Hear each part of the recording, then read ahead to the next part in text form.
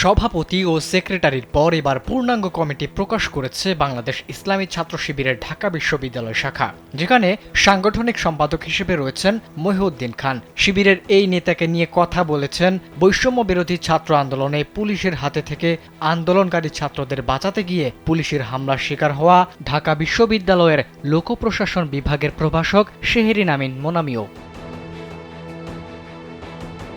শিবিরের এই নেতাকে নিয়ে প্রভাষক শেহরিন তিনি একটু অবাক হয়ে বলেন, আমাদের ছাত্র মহি, যদি মহি শিবির হয়ে থাকে তাহলে শিবির ভালো। বুধবার সামাজিক যোগাযোগ মাধ্যম ফেসবুকে দেওয়া একটি পোস্টের কমেন্টে গিয়ে তিনি এ মন্তব্য করেন। তার এই কমেন্টের পর থেকেই নতুন করে আলোচনা শুরু হয়। অনেকে পোস্ট দিতে থাকেন, যদিও বিষয়টি ব্যাখ্যা করে একটি পোস্ট দিয়েছেন ডাভি প্রভাষক শেহরিন আমিন মোনামি।